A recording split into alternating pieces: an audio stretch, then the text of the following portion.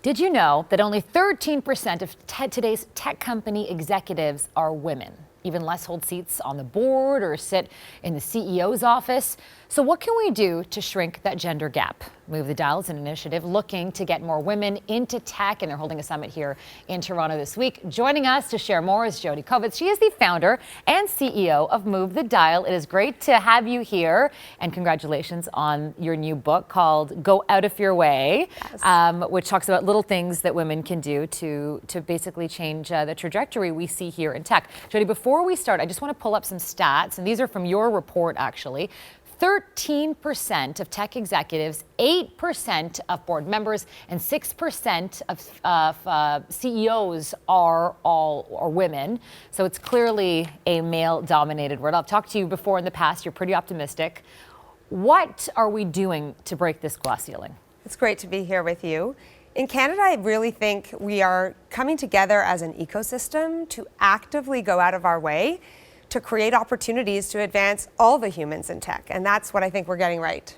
So what you're doing, I mean, you published a report in 2017. That's where these numbers come from. Have things changed in the past couple of years? I think so, Farah. I think we've had a dramatic shift in consciousness in the last few years, post Time's Up and Me Too, and with the energy in Canadian culture to really go out of our way to make sure that all of us at our design, leadership, and governance tables, we've seen tremendous progress. We have work to do. Right. It's still largely a homogeneous industry, particularly for engineers, but we are seeing a tremendous amount of progress, and I'm really excited about it.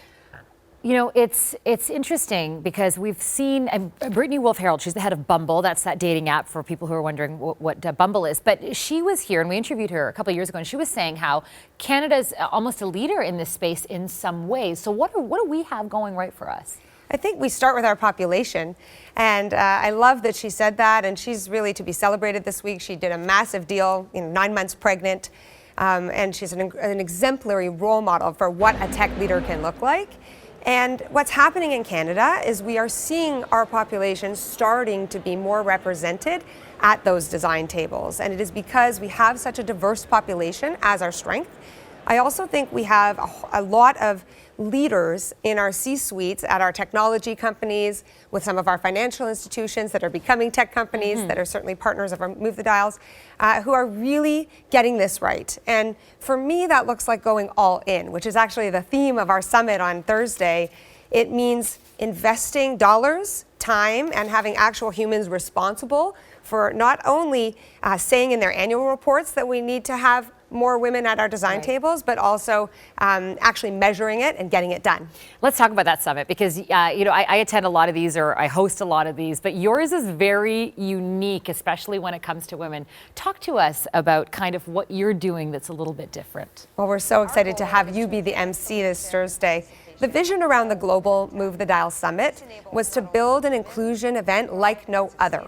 So that is from the programming, showcasing true diversity of thought on our stage. We have over 100 speakers, many global thinkers, both in terms of global leaders in inclusive design, but also incredible role models in the industry, like a woman-identified president of a technology company valued at $1 billion, Lee Turner from Ceridian, for example. Right. And we have a very thoughtful inclusion strategy. We work very closely with partners that are inclusive designers at Feminuity to really provide an immersive experience, from prayer rooms to chest feeding rooms to childcare that's free on site to a health oasis so people can have quiet time.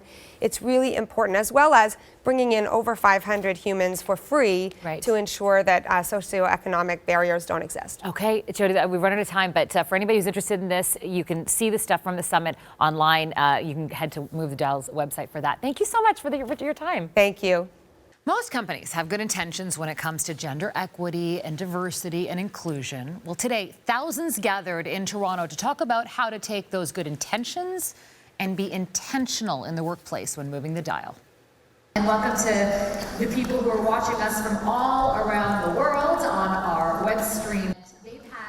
I was honored to host the second annual MoveTheDial Global Summit. It brings together leading thinkers in the areas of tech, diversity, and inclusion. Speakers address the need for role models, supporting the next generation of women, and why it's important to still celebrate firsts. Why in 2019 are we still celebrating firsts?